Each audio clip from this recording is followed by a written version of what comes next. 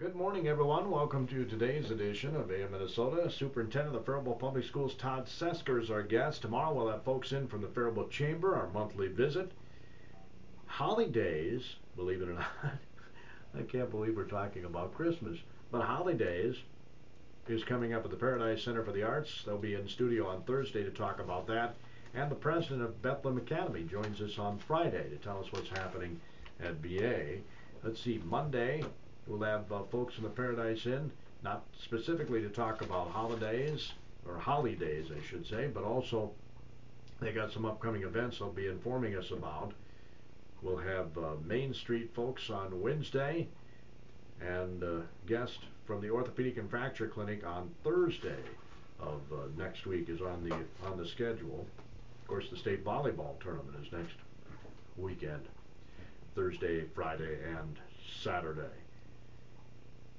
Superintendent Sesker again joins us here this morning on AM Minnesota. It's good to see you, Todd. Good to see you too, Gordy. Thanks for having me. Certainly do appreciate your stopping by and are able to come on the program. We've got a number of academic goals we want to go over, but probably should get to that in the lengthier segment. Maybe you could just update us on what's happening in the schools outside of that.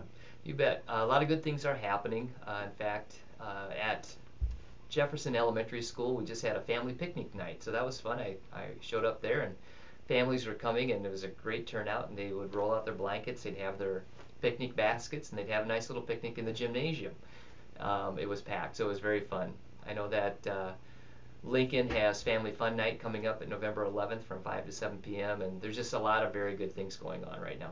Well, it sounds like it. So this is all about feeling more family oriented. You bet. We're trying to make families welcome, make sure the schools are still inviting, and make sure that everybody is understanding what our goals and what our mission is for our school district, and that is to make sure that families are very much involved in our school process. Yeah, I don't remember anything like that when I was a kid. How about you? No, I don't. In fact, when I walked in there, it was really fun to see even our own staff with their families in there too, and seeing some of their kids. So it was very fun to be there. And the picnic lunches? Yeah, picnic lunches were all, they just went to either Subway or Jimmy John's. I'm trying to get all the different organizations here, but they brought their own food and they sat down with their kids and they had a nice little lunch, or dinner I guess. And was there a program? No program. It was just to have fun and enjoy the people that were there. And you could, like I said, many of our staff were there too, so it was a good chance for parents and kids to see their teachers outside of the teaching realm. Oh, I don't remember if I asked you this last time you were on. How many new teachers are in the district this year? If we have quite a few. We went through, I guess over a 3-year, I kind of do a non-tenured versus tenured for teachers who have 3 years or less experience. We're probably close to 60% of our staff. So a pretty large number of brand new teachers that have come into our staff. A lot of that is due to the operating levy that was passed when we went out and we rehired teachers. We got a lot of new teachers on board too. And then I'm sure a number have retired too. Yep, over the last 3 years, a number have retired, and so we've got great staff, both young and old. Some of our veteran staff, I would say, are the very best in the state. They're great to work with, and they are wonderful mentors to our younger staff. Fantastic. We're going to take a little break, get our opening market report, a service of your KDHL Agri Boosters. And when we return, the school board has developed 3 goals dealing with the academics, right? Well, they haven't developed. They'll probably approve them in February, but we're at the process right now where we're trying to get all the stakeholders involved in these goals and getting support, both internally and externally. So we just want to let the public know what you are contemplating. Yes, exactly, and then we'll go out and we'll do some research and see what the public actually will support. That's cool. So we're going to talk a little bit about that. One of those would be to increase the graduation rate to 100% in 3 years, which is a rather lofty goal. We'll talk about that when AM Minnesota continues. I say that because I don't think there's a school district in They don't. I think it's a lofty goal and it's a good place to start. Yeah, well, why not? I mean, you want to be perfect, right? You can't be perfect, but you want to try to be perfect. I think that's biblical too. You're probably right, Cory. And taking profits, December lean hogs are down 55 at 47.40. February's 52 lower at 54.10. Cash trade so far today is steady. John Perkins. Thanks, John. Again, your opening market report is service of Ag Power Enterprises as well, your John Deere dealer. Locations in Owatonna, Hollandale, Belle Plaine, also Osage and Northwood, Iowa. Superintendent of the Faribault Public Schools, Todd Sesker, is our guest today on our AM Minnesota program. We're going to talk about those 3 academic goals that the school district has laid out. These are obviously goals. These are goals, and we are in the process right now of vetting these goals out with our internal staff and our community. It's kind of the chicken before the egg discussion. Do we go to the community and staff first, or do we check with the board to see what they would like to see? And this time we chose to go to the school board to see what sort of ideas they had and our leadership team. And they came up with 3 goals that they want us as our leadership team to investigate to see whether or not they're viable for our community and our staff. Now there's an election a week from today. There is an election, yeah, and we do have 3 open seats with 4 board members running. So. Right. All 4 board members would do terrific. So I try to stay away from that just because they're my bosses. But I just brought that up because you went to the school board and it could change. It'll possibly change in a week. Yeah, and 2 of the open positions are incumbents, right? And 2 of them are outside. So there could theoretically be 2 new school board members on there too. So So that wasn't discussed when you decided to go the school board route rather than the community route first? Well, remember, we're not done. So the school board, I would envision, would probably do final approval in February of 2017. So regardless of who's on the board, they'll have plenty of time to take a look at these goals and decide whether or not they're in favor of or not. The idea is for them to be, of course, unanimously in favor of it. But the other thing we have to do is we have to get feedback from the community. The 3 goals that we're looking at right now are facilities, and we have we're actually complete with this process, a group of 25 to 35 people across the community. I think we had a very good cross-section of people within that group to listen to our building leaders and our staff propose facility improvements for each of their schools. So we went through every single building in the district. They talked about the good things that were happening within their school, and then they talked about what could we do to make this really a modern school that's going to be great for kids. And every single case, whether it was Jefferson or Lincoln or the ALC, this community group listened to them, and they approved pretty much unanimously the idea that let's go ahead and let the school board know we are in support of hiring an architect to take a look at this and really investigate to see what the cost and what the tax impact would be on these new facilities. New being either redesigned, remodeled, additional facilities, new facilities, a field house is talked about for our community. All kinds of different things were talked about with regard to facilities that the public school district would be under. So it was great. It was a great session. We had 5 meetings with this group. 4 of those meetings were meetings to approve or disapprove the ideas that these building leaders had, including staff. And in all cases, they were all approved to at least investigate now with an architect. So today at noon, we're going to be interviewing architects. So we have a group of 12, 13 folks that are going to be listening to presentations from various architectural firms in the state. We chose 3, and after that, that'll go to the board work session in November to discuss further. And then the idea would be hopefully there'll be a recommendation from the school board to put on the regular board meeting to hire an architectural firm to really investigate these things. So, Roosevelt Elementary. Yes. Yep. Any upgrades there? There'll probably be some things to look at. Remember when Roosevelt was built, there was only half-day or every other day kindergarten. I don't remember if it was half-day or every other day. It's been about 20 years It's now. been a while, yeah. And so now we have all-day, everyday kindergarten, so we've always been short 2 classrooms. And our space is a little crunched up. Even at Roosevelt, it'd be nice to have a couple additional classrooms. And our entryway, because of all the new safety, not regulations, but the safety protocols that we have, it might be nice to even redesign that front. I would say of all the buildings, Roosevelt would probably have the least amount of remodel in there. It just makes sense. Yeah. You look at Jefferson and Lincoln, some of the older elementary schools, and the ALC, they are obviously going to have more remodels. We've talked about at the high school remodeling that whole ag auto mechanics area and make it robotics, engineering, things like that that would involve those classes, but redesign those so that if one of the academic goals I'm going to talk about is that graduation rate.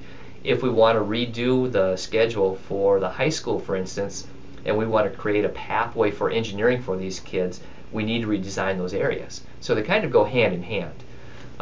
So all those things were looked at and reviewed, including the field house, and like I said, this ad hoc facility committee approved it, made the suggestion to the school board to look at an architectural firm, and now we're in that process. So this would be like Austin? This could be like Austin. They've got different programs that they have. One of the programs we're going to be looking at, and that's part of the third goal, is a year-round school. They have a year-round elementary school, which I just talked to some of our staff, and they're pretty excited about it. I don't know if we're going to be able to do the entire district. If you look at what Albert Lee tried, they tried to do a district-wide year-round program, and it didn't work out very well for them. So I think starting smaller and maybe doing some pilots, I logically start at the elementary school to see whether or not it's something this community would think is viable for us. So do the teachers take what they make in salary in 9 months now and extrapolate that out to 12, or how does that work? Yeah, usually what happens is that teachers work traditionally 185 days a year, so they would still work the 185 days a year. There would just be 45 days of academic, and then there'd be like a 15-day break, and then there'd be 45 days academic and a 15-day break. So you could have a 15-day winter break or a 15-day fall break, and then during that period of time, if you add up those breaks, it adds up to 185 days. So the pay would stay the same. So it'd still be the same number of days? Same number of days, same number of student contact days. The idea is that with year-round school is that you lose that summer slide. And a lot of kids lose that academic piece from when they get out of school June 1st all the way to when they start school after Labor Day. There's 3 months where they don't have that learning environment and they lose some of the concepts. We have to do a lot of review in September and October, and by having year-round school would eliminate a lot of that review. And we're talking most of the summer slide being in the elementary schools, right? That's correct, yep. We actually have some summer programs now that we've incorporated to help alleviate some of that summer slide. The summer STEAM program has been a complete success for us, but that's only 6 weeks. And then we still have, it's usually finished by the middle of July, but we still have middle of July through August that some of those kids don't get those academic pieces. What recommendations were made for the Faribault Middle School? For the Faribault Middle School, we're looking at one major area is that we start lunch at 10 o'clock in the morning, and that's a little early, we think. We'd like to start it later.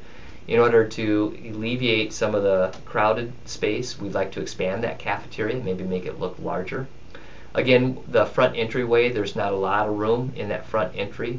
We may expand going out towards where that sidewalk is, so we have a larger meeting and gathering area for kids. It gets really, really packed in that area, especially after activities. And then make the entrance a lot warmer and safer for families and kids. Again, the middle school is in pretty good shape, I would say. I would say even the high school, other than the wing over by the industrial ed area, is in pretty good shape. Maybe some additional classrooms would help out. But the two major areas if I had to categorize right now, and we won't know that until the architect really gets on board, but if I had to guess, it'd be Jefferson, Lincoln, and the ALC that really need some upgrades. Because the middle school is, what, 30 years old now? 1985, yep, 32 years old. So, and it's still a really good structure. All the roofs are done too, and our maintenance crew has done a great job of upgrading. We can always modernize.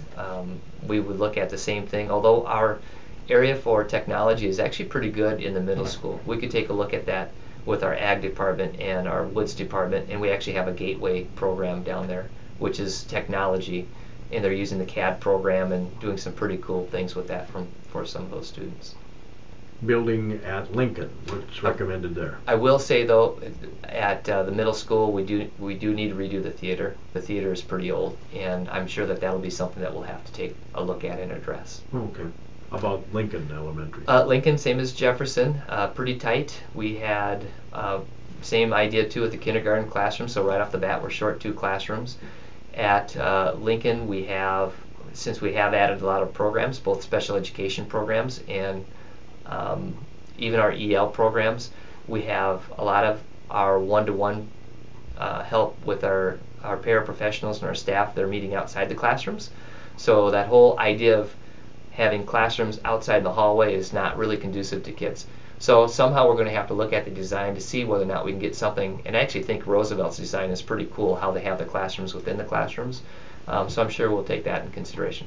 We're also looking for some imagination from the architects. They're the experts. They've done a lot of schools. We'd like to see what they have and what they could propose for us to take a look at. Sure. So those building upgrades are all needs, at least in the minds of the staff of the buildings, right? And yeah, exactly. And the field house is kind of a want.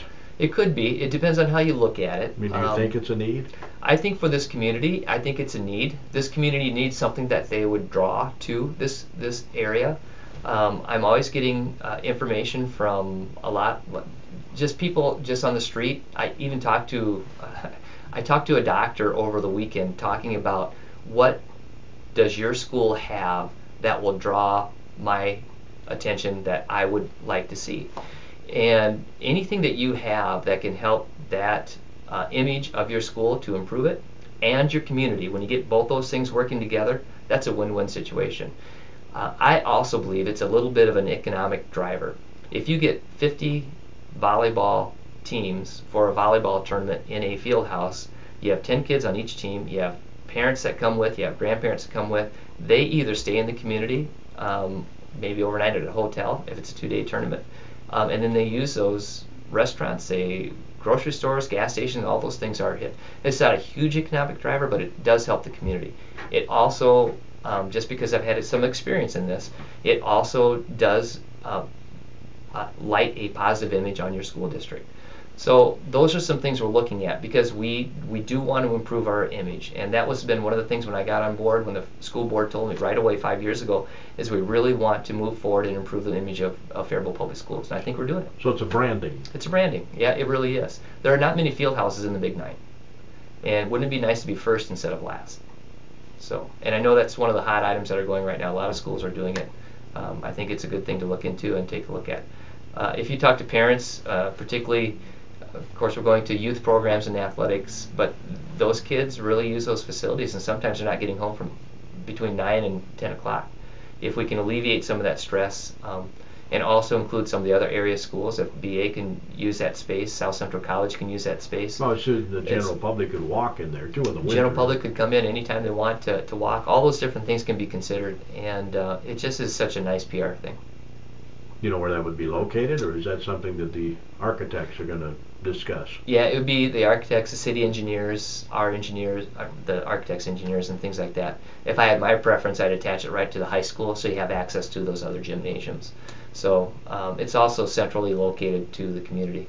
But we're pretty tight there, and we'll have to evaluate that as we move ahead. So when you do these building additions and remodelings, does the state require it? Because I know that they determine that they need a certain amount of acreage on a school. They do. They Are do. you grandfathered in now, and if you open up the can of worms, so to speak, you have to undergo that, or how does that work? No, they're pretty consistent at the state. It's called review and comment. So we have to provide the review and comment, which not only includes land, but also includes enrollment numbers, all those wants and needs pieces. We actually use the architects to help us build a proposal to the state. So when the state reviews it, they take all those things into consideration. Land is just one component of all those considerations.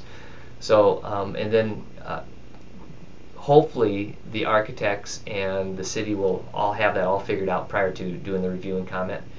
It was similar to the district office. I wanted the district office to be at the high school to begin with, and now it's at the middle school, and it was probably the right decision to have it at the middle school. So we're going in it real open-minded to see what is going to work out best for both the community and our school district. Todd Sesker is the superintendent of the Faribault Public Schools. Other goals are the graduation rate you touched on. You want to go to 100% in 3 years, which, as I mentioned before, is a bit of a lofty goal, but hey, you might as well start at the top, right? Yeah, let's start there, and then we'll go back and we'll get the data. There are a lot of different, I think our graduation rate, you said, is about 84%, so we definitely have to improve on that. It's lower than the statewide average. You bet. We want to do good things for our kids, and we have been. One of those other things that we need to do is to get this graduation rate. A perfect example is we've investigated the types of kids who are dropping out of school. And if there's a way that we can target those kids, it could be 12, 15 kids. Each one of those kids is $7,000 that the school gets. If we're able to keep those kids in, it's also a financial plus, or an investment probably, to look at some of the things that we could put into these resources in order to keep these kids around. So just keeping those 12 to 15 kids from freshman year to senior year is going to improve that percentage. So those are the things that we're looking at. It is a lofty goal, but after we vet things out, we may end up with a more realistic number to start with, but why not start at 100% over 3 years? There is a lot that goes into that percentage, though, right? That's a bit misleading, that number. It is, and the formula is probably a paragraph long on how to figure that out. I was just going to say. It is, and we think we do a pretty good job of keeping our kids all the way from 9th grade to their senior year. But how do you keep track of those 2 kids that decide that they're going to move to Florida? They are actually a tick against our graduation rate, and we have no control over that. Right. So, and likewise, we have kids that move into our school district, and sometimes those kids are not necessarily there for that education piece, and they drop out. They may have moved from one school to another. We try to do the best we can to keep them there, but sometimes it's just not their priority. So there are a lot of variables in that we need to take a look at. We don't want to make excuses. We want to try to figure out a way that we can keep as many kids for as long as we can in our school system. So 100% in 3 years is the goal. Yep. Could be the goal. Remember, we're not going to approve it till February. Right, that you're contemplating. Yep. At this point. And then I find, I think we touched a little bit on year-round school. Mm-hmm. This would be at the elementary level. Yeah, probably. The board wanted 3 different, or all 3 items to consider. And one was year-round school. The second thing to consider was a Spanish immersion or some sort of a language immersion program. Spanish would be a natural choice. It'd be a natural choice. And the third thing would look at a STEAM program. For instance, Austin has a really cool 4th and 5th, I think it's 4th and 5th grade STEAM school. They've actually constructed this entire school with the science, technology, engineering, arts, and mathematics theme. Although a light bulb just went over my head. That's dangerous, Todd. Think about an English immersion school. Yeah. Here's the thing. We have to consider, and this will be considered, 30% of our kids they already speak a second language. And the clarification is that second language English, or is it Spanish or Somali? Yeah. So if you think about your Spanish that you had in your high school, and when I graduated after taking, and I didn't take 4 years of Spanish, although my kids did, they know the language, but they don't know it very fluently. It's just something natural, unless you're really a student that really studies it hard. Right, you have to use it. You have to use it, yep. But these kids who are speaking Somali and speaking Spanish and other languages, there is a program now that's through the state. You can get a certification in multiple languages. If your natural language is Spanish, you can go through a curriculum that can give you a certificate on your transcript saying that you have also a Spanish as a second official language. So you have English when you graduate from high school, and you have Spanish. Same thing could work with Somali and some of the other languages that we have.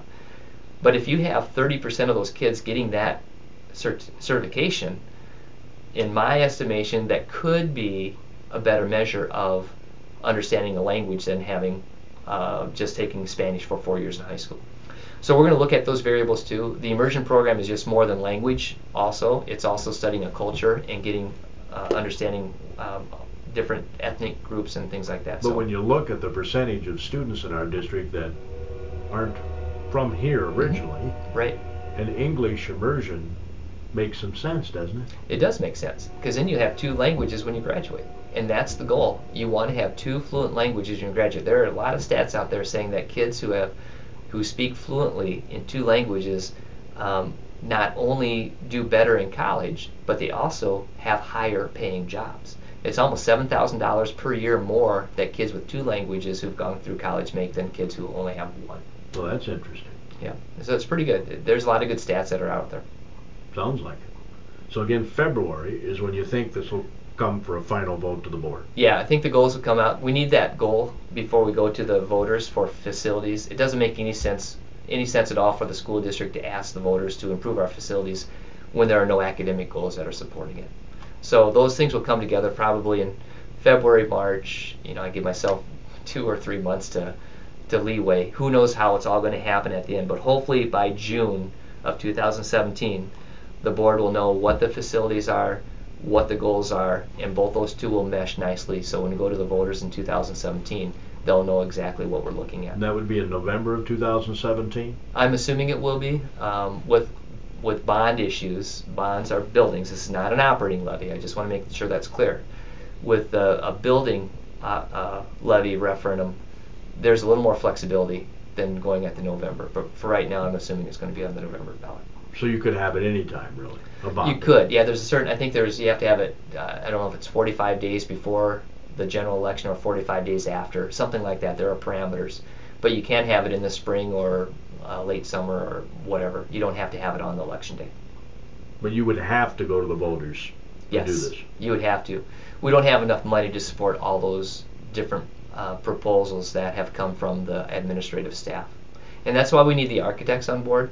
Once the architects get there, then they'll be able to attach a dollar amount and a tax impact, so then we can go out to the community and figure out what exactly that we can tolerate. So you came on the show today hoping to get word out to the public, so obviously you'd like the public to let you know what they think.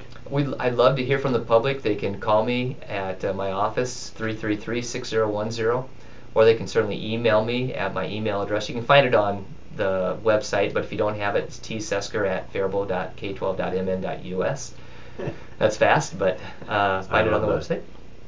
But please contact me, and there will be some groups that are out there that will be forming as soon as we get the architects on board to talk about not only the facilities, but also the goals to help us get some good feedback. Yeah, maybe it'd be cool to have neighborhood meetings at each of the schools so that the neighborhood people could come by and give their input into your suggestions.